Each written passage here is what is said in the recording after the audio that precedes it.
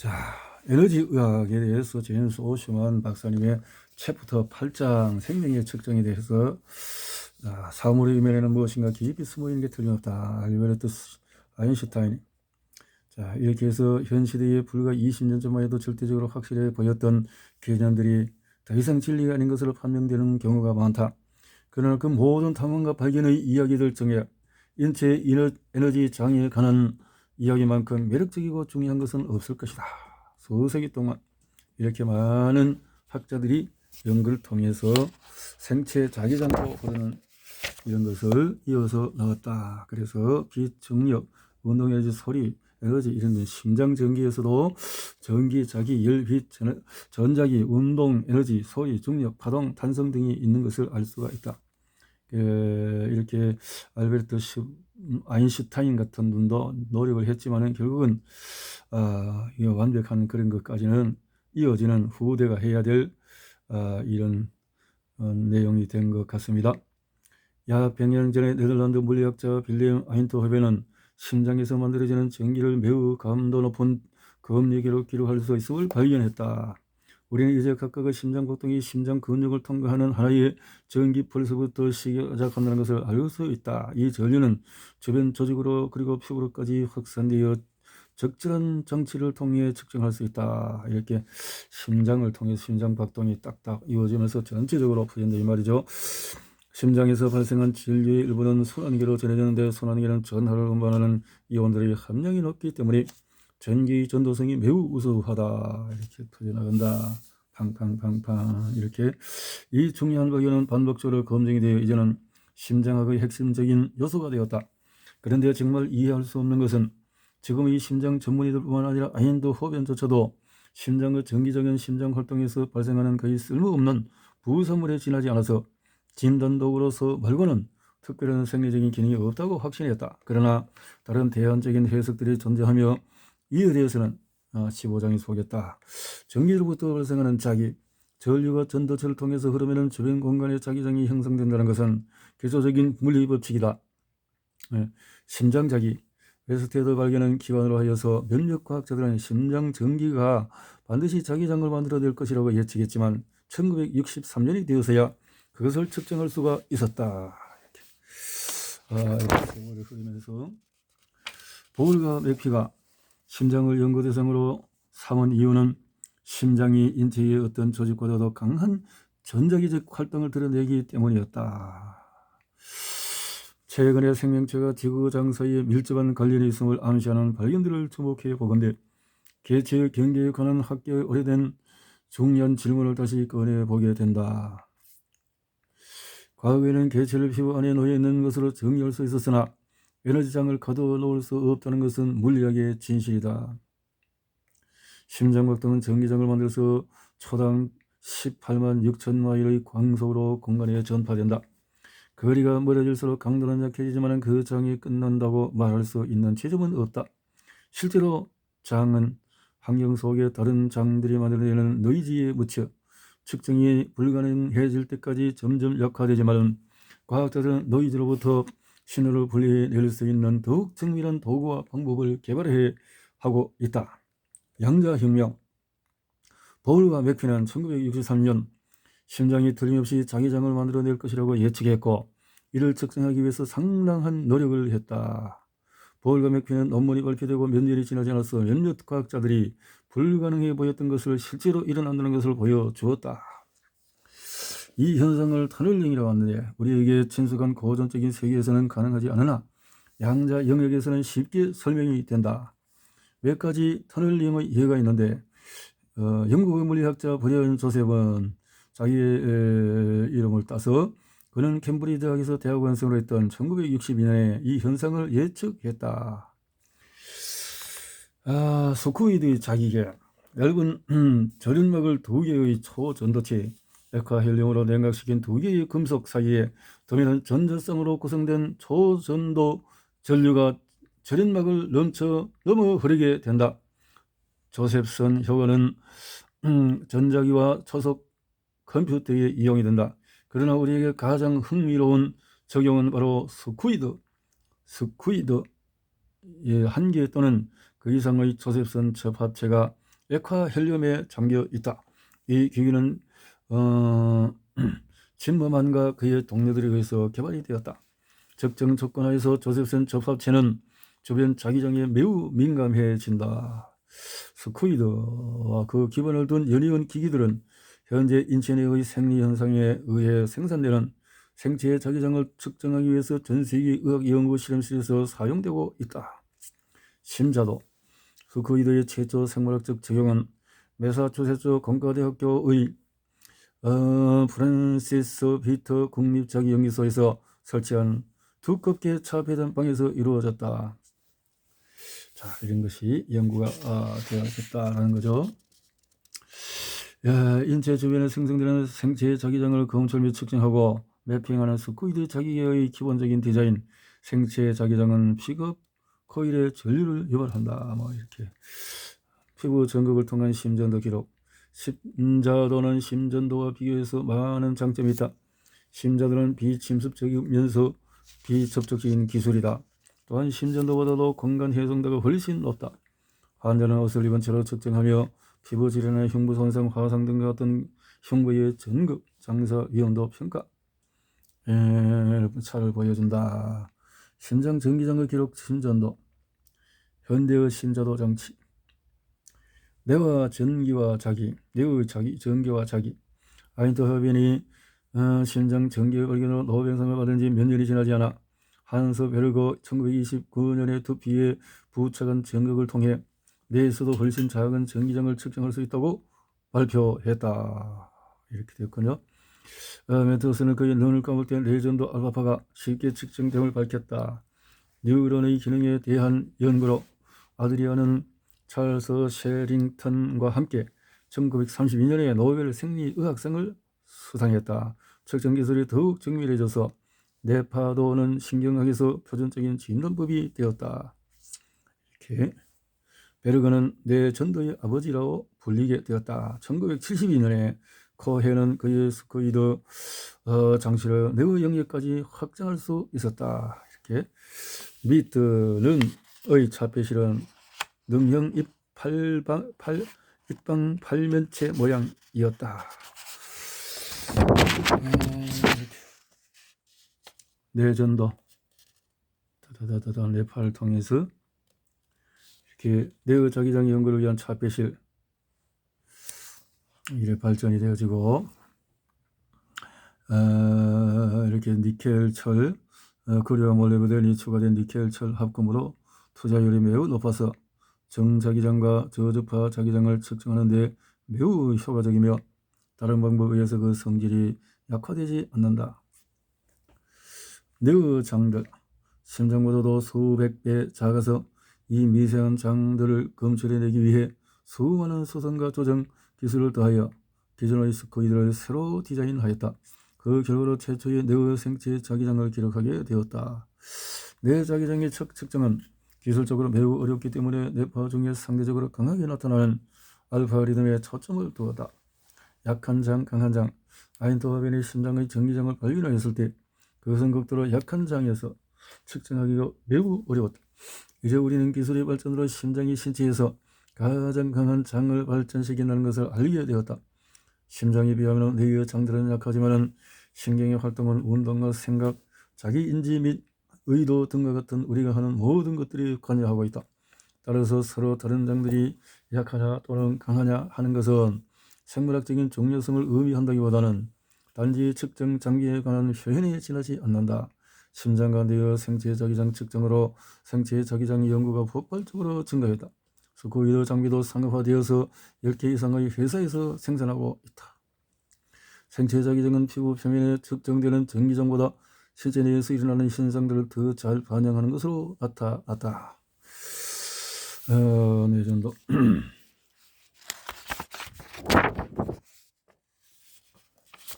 현대 뇌전도 측정기. 과학자들은 고전적인 전기적 진단법들은 그에 상응하는 생체 자기장을 지닌다는 것을 깨닫게 되었다. 심장뿐만 아니라 다른 근육들도 수축하면 전기장이 형성되어 근전도로 기록이 된다. 이에 상응하는 자기장의 기록을 근자도라고 한다. 인체의 모든 근육은 수축할 때 자기 펄스를 생산한다. 이렇게 인체 주위의 공간에서 측정된 다양한 생체 자기장의 상대적인 강도가 이렇게 차이가. 훈련이 뇌파에 미치는 영향. 이것을 다채널 스코이드를 이용한 바이올이나 그 밖의 현악 연주자들의 자기장 뇌파에 관한 흥미로운 연구를 보여준다. 알버트 1995년 몸이 사용되는 방식에 따라서 상응하는 신경계의 조합이 변한다는 것은 이미 잘 알려진 사실이다. 특정 신체 부위의 사용이 증가하면 이에 상응하는 뇌피질의 운동 및 감각 영역도 확대된다. 이것을 피질 재편성이라고 부르는데 특정 감각 운동 업무에 관련된 뉴런들이 동원되는 것을 말한다. 현악기나 다른 종류의 악기를 연주하면 손, 특히 왼손가락의 운지를 위해서 상당히 정밀한 운동이나 감각 프로세싱이 관여된다. 이에 비해서 왼손 엄지는 악기의 목 부분을 붙잡는 데 쓰이고 엄지의 위치나 강도가 자주 바뀌더라도 정밀함이 덜 요구된다. 그리고 활을 조작하는 오른손의 손가락이 덜 세밀하게 운동한다. 엘버트와 그의 동료 연구자들의 가설은 왼쪽 손가락을 반복적으로 강렬하게 사용하는 연주 행위를 수년 이상 하게 되면 그 손가락들의 운동과 감각을 담당하는 뇌 영역의 크기와 뉴런의 수가 증가한다는 것이다. 아하. 바이올린 연주자 6명, 첼로 연주자 2명, 기타 연주자 1명을 대상으로 연구하였으며 대조군으로는 비음악인 6명이 참여하였다. 아하. 훈련을 통해서 뇌파가 굉장히 발전이 되는군요. 그림 8 같은 일련의 스코이드 탐지기들은 사용해서 뇌피질을 매핑하였더니 비연주자들보다 현악 연주자들의 특정 피질 영역에서 발생하는 생체의 자기장이 더 강하다는 것을 확인할 수 있었다. 또한 연주 횟수와 해당 손가락 부위 뇌파의 강도 간의 상관성이 있었다. 상응하는 뇌 영역에서 나오는 생체의 자기장의 강도를 보면 동작을 조정하고 감각하는 데 관여하는 신경세포들의 수도 연주량에 따라서 증가하는 것으로 보인다. 이 연구는 인체의 생체 자기장을 실시간으로 매핑하고 생리적 과정이나 행동 그리고 인간 특정 업무 수행에 이 생체 장과 어떻게 상응하는지 보여주는 많은 연구들 중에 하나이다. 가설. 이렇게 해서 엘버트는 다양한 연에서 자기 측정을 해봤다라는 거죠. 컨트롤. 가설. 악기 연주자들에 관한 연구에서 드러난 것처럼 핸즈온 기법들은 마사지, 롤링 또는 구조 통합술, 트리거, 반사요법, 침설, 시야처, 기공, 두개, 총괄요법 등의 반복적 시술로 뇌와 관련 영역, 생체 자기장 출력이 증진되며 이것이 또한 치료기술과 감지 능력의 향상과 상응하는지를 밝혀낸다면 분명 학계의 이목이 집중될 것이다. 검증해 볼 만한 또 다른 가설로는 레이키, 접촉, 치유, 힐링, 터치, 극성요법, 오라, 밸런싱 등 핸즈오프 기법들도 역시 생체 자기장 출력과 시술자 손의 감지력을 증가시키는지에 관한 것이다. 이러한 연구를 통해서 숙련된 에너지 치료사들이 어떻게 환자의 미묘한 생체장을 감지하고 또 어떻게 손상된 조직에 적절한 에너지를 방사하여 유익한 변화를 촉진시킬 수 있는지 알 수 있을 것이다. 심장의 장과 마찬가지로 뇌의 장도 그것을 생성하는 기관에 갇혀 있지 않다. 뇌파라고 부른다고 해서 그것이 뇌 안에만 존재하는 것은 아니다. 모든 기관의 장들은 전신으로 그리고 그 주변 공간으로 퍼진다. 생체 자기장과 감지. 지난 수십 년 동안 이루어진 연구들로부터 우리는 다음과 같은 결론을 지을 수 있다. 살아있는 생명체들은 그 주위의 생체 자기장을 지닌다. 이러한 장들은 신체 내부에서 일어나는 사건들과 연관되어 시시각각 변화한다. 생체 자기장이 담고 있는 정보는 심전도나 뇌전도와 같은 고전적인 정기적인 진단법들보다 몸에서 일어나는 현상에 대해서 더 상세히 알려준다.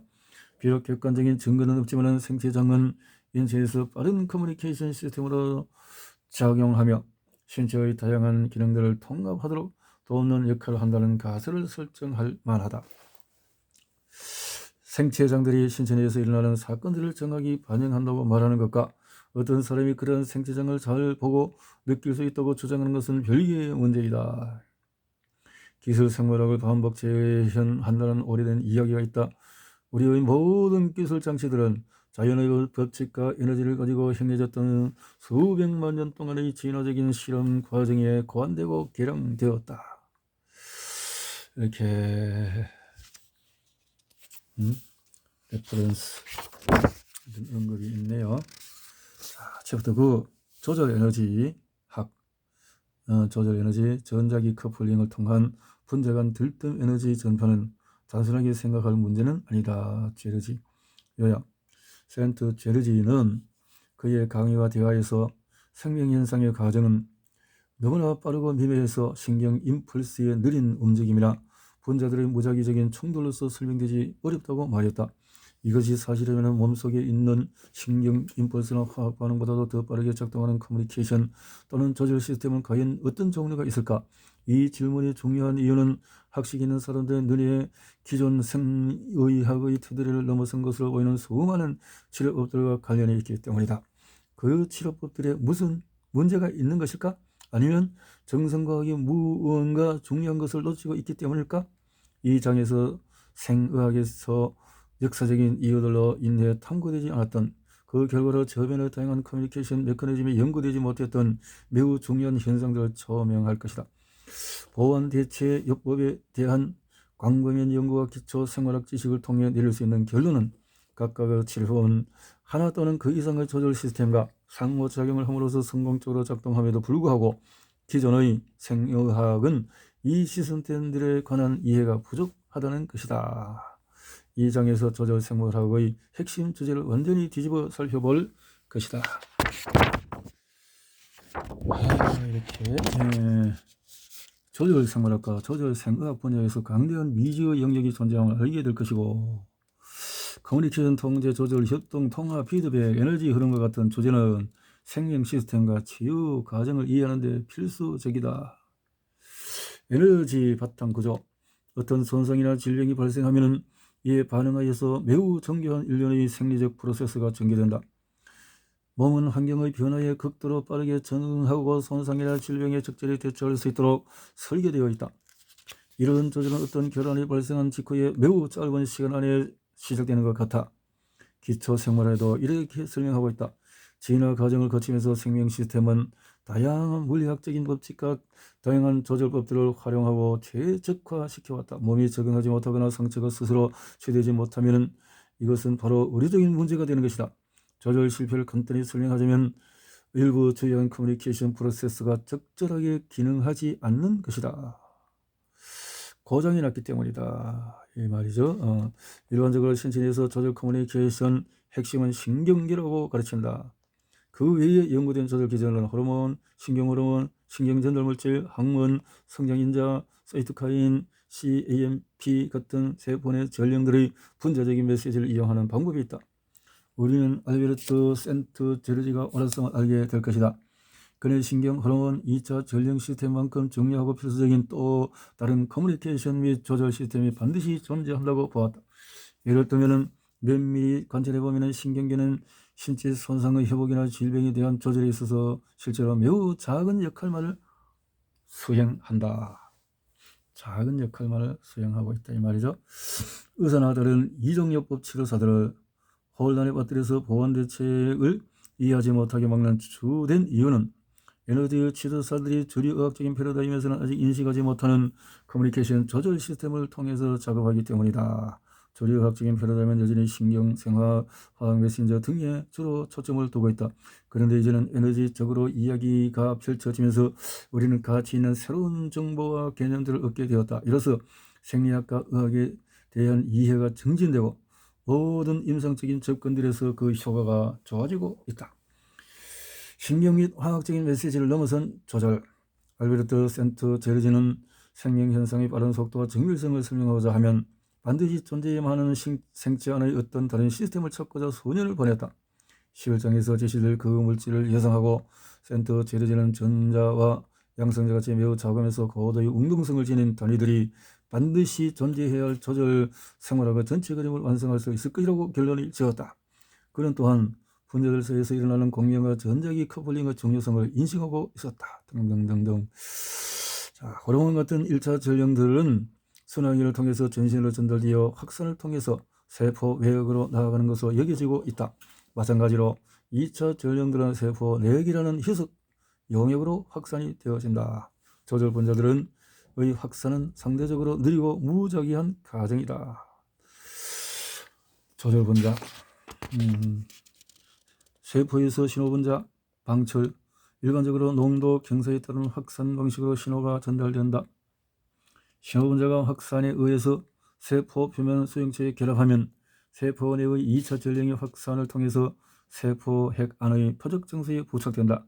이런 과정은 생명 현상들을 설명하기에는 너무 느리다. 어쨌든 이런 것이 있다는 건데요. 분자들은 고농도에서 저농도로 확산해 가는 경향이 있기 때문에 통계적으로 어떤 분자들은 반대 방향으로 이동할 수도 있다. 이것이 의미하는 바는 그림에서 보여준다. 뒤죽박죽이다. 막 이런 거 모르겠네요. 복잡한 것들이네요. 이 많은 양의 영역이 떠나니만 그 대신에 세포는 다양한 조직 내에서 촘촘하게 밀집되어 있다. 많은 세포들이 상피라고 불리는 층으로 조직화되어 있다. 어떤 상피는 단일 세포로 이루어져 있고 또 다른 상피는 여러 세포들이 층을 이룬다. 개별 세포 주변에는 영역의 평균 부피를 따져보면 농도의 호르몬은 개별 세포 주변에 약 8분자만이 존재할 수 있는 공간이 허용되는 셈이다. 오히려 병을 이어져서 비분자적 생물학을 위한 변명. 여기서는 개별 세포 주위에 영역의 평균 부피를 보면은 8분자 수용체 주위 영역에는 사실상 거리 제로에 가깝다. 제로. 모르겠네 무슨 말인지. 게다가 세포를 흔히 분자들이 녹아있는 용액으로 가득 찬 주머니를 보고 있는데 이 또한 부정확한 개념이다. 또한 이 분자들이 무작위적으로 확산하다가 다른 분자들과 우연히 충돌하여 화학반응, 조절반응이 일어난다고 보고 있다. 이러한 세포 모델이 지닌 문제점은 이것이 완전히 부정확하다는 것이다. 세포는 분자들이 용해되어 있는 희석기 주머니가 아니다. 세포는 필라멘트, 섬유, 세관 및 다른 소화기관과 기타 성분들이 세포질을 다 채우고 있어서 분자 확산에는 방해가 된다. 더구나 세포 안에는 용매로 사용될 수 있는 물이 거의 없다. 생물학 및 의학 기초 교과서에서 언급되지 않는 세포 내부 구조에 대해서 좀 더 현실적인 상황에 대해서 루비 펠프스는 다음과 같이 요약하고 있다. 2000년도 세포 내부는 희석이 아닌 밀집된 상태이다. 결합 구조와 구획화로 인해 확산은 제한된다. 효소들은 용해되어 있는 것이 아니라 단위체로 구조화되어 있다. 대부분 어떤 물질은 용해되어 있다기보다는 고형체로서 존재한다.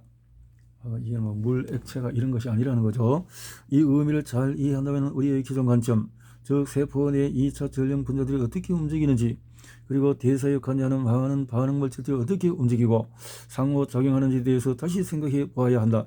그래야만 우리는 에너지 치료를 더 잘 이해할 수 있고 조절 생활학에 대한 새로운 통찰을 얻을 수 있으며 치유가 어떻게 빨리 일어날 수 있는지 깨닫게 될 것이다. 양리학자들이 빠른 반응에 대해서 어떤 수준으로 생각했는지 살펴본다면 신호분자의 확산을 통한 기존의 조절 모델이 얼마나 느린 것인지 증명할 수가 있다. 점프 등은 갑상선 호르몬인 삼요트리로신을 전신의 모든 성체를 포함할 수 있는 용량으로 조사하면 20분 이후에 유전자 전사가 급격히 증가하고 4시간 이내에 안정기 수준의 10에서 15배까지 상승함을 보여주었다.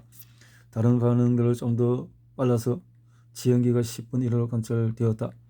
양리학자들에게 이러한 반응들이 빨라 보이겠지만 순간순간마다 일어나는 환경의 변화에 생리를 실직으로 맞춰야 하는 체계에서는 이것들은 극도로 느린 반응이다. 이것들은 기초 대사율을 조절하는 것 같이 상대적으로 느린 프로세스에 적합할 뿐이다. 이러한 속도는 슈퍼볼 승리를 가져오는 쿼터백의 패스와 같이 빠른 커뮤니케이션에는 적합하지 않다.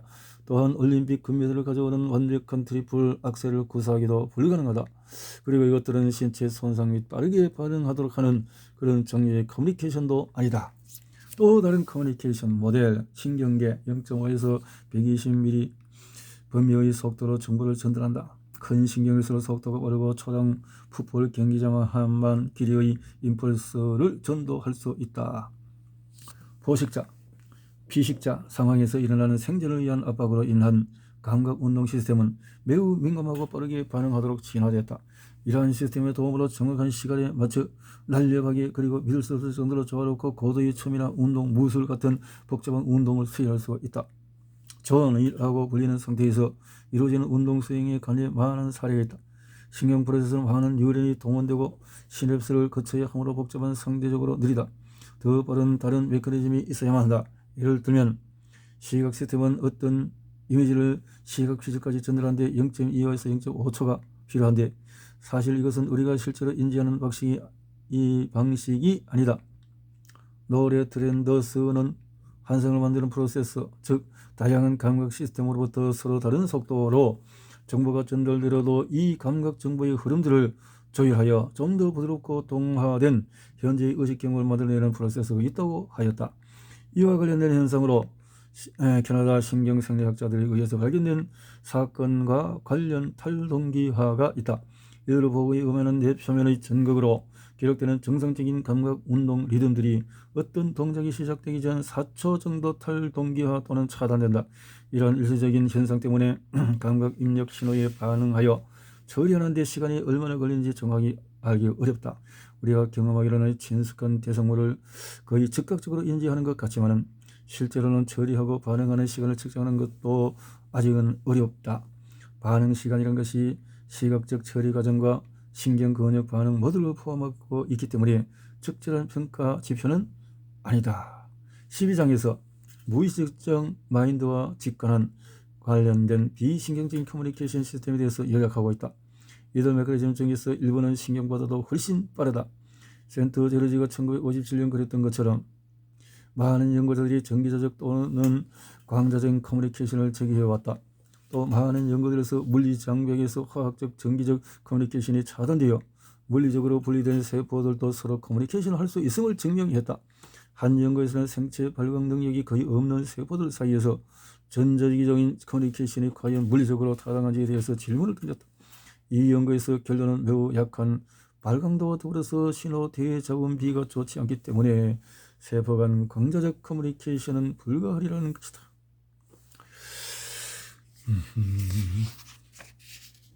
자, 이렇게 락 앤 키 모델 딱 이렇게 맞추는 호르몬 수용체가 딱 이렇게 저음처럼 딱 이렇게 전기적인 소리급수의 효과, 한 소리급수를 진동시키는 다른 급수가 같은 음으로 조율된다.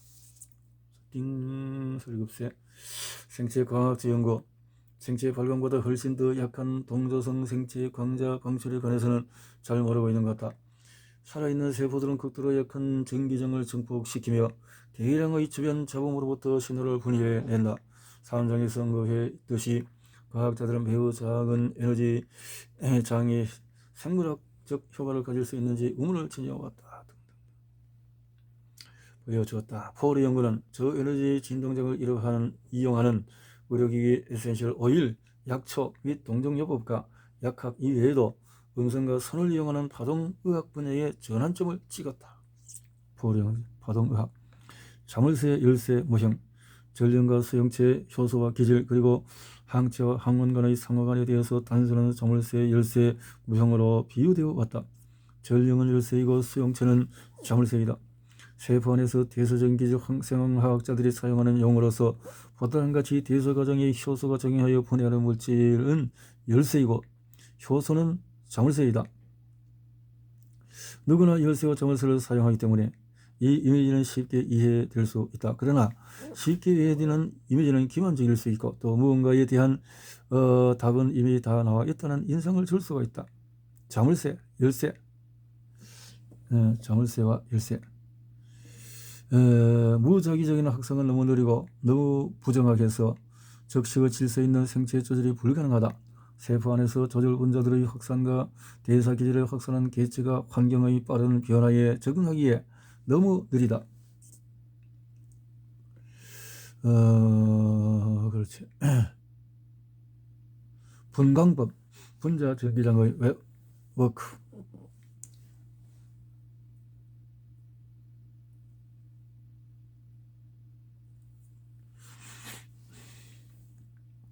무작위적 분광법 분자 전기장의 워크. 조절 분자들은 접촉하지 않고도 커뮤니케이션을 할 수 있는 방법이 있다. 모든 사고는 특정의 고유 진동수 또는 공진 주파수를 가지고 있다. 고유 진동. 분자각 상호에서는 동조보다는 공명이라는 용어를 더 흔히 사용된다. 절대 0도 이상에서 어떤 온도에서 분자들은 격렬하게 진동한다. 분자들은 대전된 원자를 포함했기 때문에 이들의 진동은 전기장을 생산하며 이는 전신으로 퍼진다. 이렇게 해서 그렇군요. 분광법. 모든 진동하는 분자는 특유의 주파수 패턴으로 전자기장을 방출할 뿐만 아니라 비슷한 분자들은 멀리 떨어져 있어도 주변으로부터 동일한 주파수를 흡수한다. 이러한 현상을 측정하여 보여주는 것이 바로 흡수 스펙트럼이다. 흡수 스펙트럼. 그러면 스펙트럼. 유기체의 조절 커뮤니케이션에서 중요한 점은 바로 비슷한 형태의 분자들은 서로가 공명한다는 것이다. 기계적으로 또는 음악적으로 이와 비슷한 현상을 소리 굽세라고 효과라고 표현한다. 조절에 관한 기존의 모델, 즉 분자 시그널이 발생지로부터 수용체까지 확산되어 간다는 모델은 피드백이라는 중요한 특질을 간과하고 있다. 조절 시스템의 사이버네틱 개념에서는 이상적인 조절 시스템이란 시그널 발생지와 수용체 폐쇄 회로로 연결되어 수용체가 메시지를 받았다는 신호를 발생지에 거꾸로 전달할 수 있어야 한다. 분자 간 공명을 통한 정보 전달에는 이 자체의 상호 공명이라는 피드백이 내재되어 있다. 알베르트 센트 주르지는 이 방식을 다음과 같이 설명을 했다. 만약에 비슷하게 진동하는 두 시스템을 짝지어 놓으면 이들은 짝지은 진동을 만들어내고 그 진동들은 둘 사이로 왔다 갔다 하려는 경향을 보일 것이다. 왔다 갔다. 당신의 화학자들에게 어떤 이미지 물질이 무엇인지 확인해달라고 부탁한다면 그 첫 단계로 흡수 또는 방출 스펙트럼을 측정하여 분자 원자 구조를 확인하려 할 것이다. 분광법은 원자와 분자의 행동에서 많은 정보를 제공해준다. 분광법. 단백질이 원하는 펩티드 그룹. 이러한 단위들이 반복되어서 다양한 크기와 모양, 기능을 가지는 단백질이 만들어진다. 펩티드. 다음으로 우리는 분광법을 그토록 강력한 도구로 만들어주는 분자 또는 분자 간에 일어나는 이 운동들을 살펴보고자 한다. 분자는 양성자, 전자, 그리고 아미노산, 전기와 같은 다양한 대전된 요소들을 포함한다. 각각의 전하는 그 주변의 전기장을 가지고 있다. 하나의 전하가 이동할 때, 회전할 때 그 전기장도 이동하거나 회전하며 이것이 주변 환경으로 방사되는 전자기장을 형성한다. 그 반대 현상도 일어날 수가 있다. 펩티드. 컴퓨터 시뮬레이션을 통해서 단백질의 그 기능을 발휘하기 위해 구조적으로 어떻게 접히거나 구부러질 수 있는 것을 확인할 수 있다. 원자들 간의 결합은 스프링처럼 간주된다. 고성능 컴퓨터는 부분에서 가해지는 힘을 측정한다. 평균적인 공막대 구조를 기준으로 하여 주변 분자들의 진동으로 인해 순간순간 발생하는 굽힘과 회전을 계산한다. 이렇게 어려운 내용들이지만 쭉쭉쭉쭉 이렇게 보면서 생각하면서 더 중요하다 싶은 것은 조금 더 볼 수 있도록 분자 내에서 일어나는 운동과 그에 따른 전자기장 방출에 대해서 이렇게 분자 구조, 물과 분자 방출과 흡수를 측정하기 위해서 다양한 분광계가 이용된다. 신체 안의 모든 분자와 동정요법, 약초, 아로마 테라피, 모든 분자들은 특정 방식을 진동하며 특징적인 에너지 스펙트럼을 방출한다. 진동이라는 측면에서 보면 인천의 심포니 오케스트라의 비유가 될 수가 있다. 진동, 결합을 끊는 것 같은 화학적인 반응은 표면적으로는 기계적인 현상으로 보일지 모르나 더 깊은 수준에서 보면 그 반응은 일련의 진동하는 에너지 상호작용으로 설명하는 게 더 타당하다. 소프라노 가수가 유리전의 고유 주파수에 상하는 노래를 고음으로 노래하면 그 유리전은 산산이 부서뜨릴 수가 있다. 유리전의 원자들은 서로 붙잡고 있지 못할 정도로 강력하게 진동하여 그 전이 깨진다. 이와 같은 일이 한 분자에서도 일어날 수가 있다. 이렇게 해서 가산화수소 H2O 분자가 진동에 의해서 끊어지는 것을 보여준다. 이것이 분자 수술이라고 부르기도 한다. 이런 특정 주파수의 전기장에 의해서 가산화수소의 산소 결합이 선택적으로 끊어진다. 그리워서 꾸불꾸불한 화살표 소리급세를 쳐서 진동하게 만들듯이 OH 결합에 에너지를 가한다. 이 진동은 분자 전체로 빠르게 전파돼서 OH 결합보다도 약한 OO 결합에서 분리가 일어난다. 이러한 분자 수술은 바디워크에 중요한데, 왜냐하면 이것이 논란의 여지가 많은 파동의학적인 치료법들이 있어서 생물 물리학적인 기초가 되기 때문이다. 예를 들어서 몸에 축적되어 있는 고엽제나 DDT 같은 독소들이 선이나 음성, 진동하는 미세정리, 악기 또는 크리스탈 등에서 방출되는 에너지장에 의해서 파괴될 수가 있다. 복합 화합물이 진동에 의해서 파괴되면 독성이 없어지고 그 조각들이 몸 밖으로 배출될 수가 있다. 대단하네요. 진동을 통한 분자 간 상호작용은 분자들과 이들의 진동은 모든 생명 과정을 조율한다. 몸에서 일어나는 모든 이런 분자들이 상호작용으로 일어난다. 그 기법이나 철학과는 상관없이 모든 치유법들은 분자에 영향을 미친다. 분자는 원자로 구성되고 원자는 전자로 구성되어 있다. 실제로 분자와 물질의 일반적인 관한 우리의 지식은 빛과 전자들 간의 상호작용을 연구함으로써 도출되었다. 대단한 인접한 두 단백질 간 공명 상호작용을 보여준다. 공명 분자. 그래서 막 기도할 때 뜨겁거나 또 열이 오를 때는 또 치료의 역사가 효과가 일어나는 것, 그것을 이해할 수가 있을 것 같은데요. 실정에서 우리는 세 번의 생화학적인 반응이 훨씬 빠르게 일어날 수 있는 근거를 살펴보게 될 것이다. 대상물질을 반응하기 위해서 느리고 무작위적인 확산에만 의지할 수 없다. 마치 자동차 조립광에서 단계적으로 이루어지는 것과 비슷하다. 분광과 이것을 수행해서 주엘은 이 업적으로 1999년 노벨상을 수상했다. 분광법. 그가 측정한 바로는 화학 반응에서 원자들의 속도는 거의 총탄 속도와 맞먹는다. 그렇게 떨린다 이 말이네요. 다다닥 다다닥 해서 총괄의 속도가 된다. 신체의 장, 총괄의 속도 있네요.